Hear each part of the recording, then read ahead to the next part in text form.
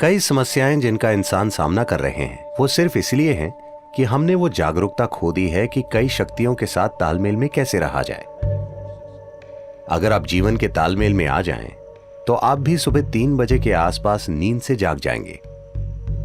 उस समय अगर आप बैठकर वो अभ्यास करें जिनकी आपको दीक्षा दी गई है, तो उससे सबसे ज्यादा फायदा होगा।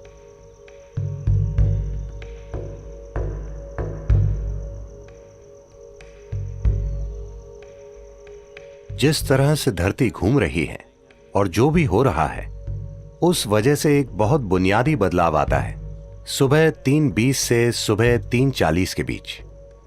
इसे ब्रह्म मुहूर्त कहते हैं। ऐसा बस 33 डिग्री लैटिट्यूड तक ही होता है। आपका सिस्टम, मनुष्य का सिस्टम एक विशेष तरीके से व्यवहार करता है।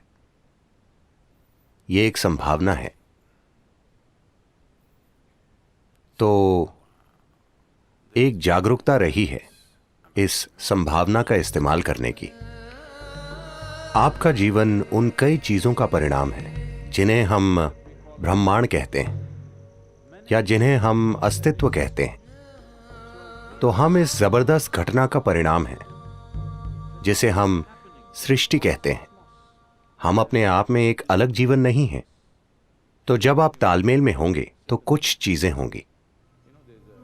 हमारे अमेरिका के टेनेसी में स्थित आश्रम में ऐसे झिंगूर पाए जाते हैं जो 17 सालों में सिर्फ एक बार जागते हैं। क्या आपने ऐसा कुछ देखा है? वो समझ जाते हैं कि 17 साल हो गए और वो जाग जाते हैं। फिर वो बच्चे पैदा करते हैं और सो जाते हैं। वो समझ जाते हैं कि 17 साल हो गए, वो भी बिना किसी अलार्म बेल के। तो ये कैसे होता है? मैं कह रहा हूं कि वो प्रकृति के साथ तालमेल में है। हमने प्रकृति के साथ तालमेल खो दिया है और हमें लगता है कि यही हमारी प्रकृति है। नहीं, कई सारी बीमारियां और समस्याएं जिनका मनुष्य अनुभव कर रहे हैं, वो बस इसलिए हैं क्योंकि हमने वो जागरूकता खो दी है कि उन कई सारी शक्तियों के साथ तालमेल में कैसे रहा जाए जो हमें वो बनाती हैं जो हम हैं। तो योग वो तालमेल लाने के लिए है ताकि आप जीवन के साथ लय में हो। अगर आप जीवन के साथ लय में होंगे तो आप भी सुबह 3 बजे के थोड़ा बाद जागेंगे। अगर आप जागरूक हैं तो अचानक आपके अंदर जीवंतता की एक किरण जागेगी, और अगर आप गहरी नींद में भी हों तो भी जाग जाएंगे। आपके साथ ये होना चाहिए। इसका मतलब है आप उसके साथ तालमेल में हैं, आप जीवन के तालमेल में हैं। तो मुझे क्या करना चाहिए? क्या मुझे ध्यान करना चाहिए या क्रिया?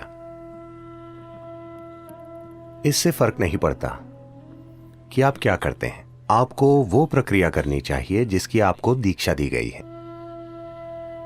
क्योंकि दीक्षा का मतलब है आपको कोई अभ्यास बस सिखाया ही नहीं गया है, आपके सिस्टम में उसे उतार दिया गया है, उसे आपके सिस्टम में बैठा दिया गया है।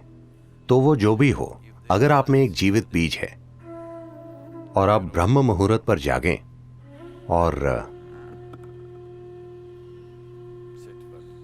वो अभ्यास करें, तो इससे सबसे ज्यादा फायदा होता है, क्योंकि तब धरती के बर्ताव का आपके सिस्टम पर वैसा ही असर होता है। अगर आप एक विशेष तरह से जागरूक हो जाएं, आपके अंदर एक खास स्तर की जागरूकता आ जाए, तो आप बस जान जाएंगे You will simply know when the time is. कि वो समय कब है। अगर आप सही समय पर सोने जाएंगे तो आपको घड़ी देखने की जरूरत नहीं होगी।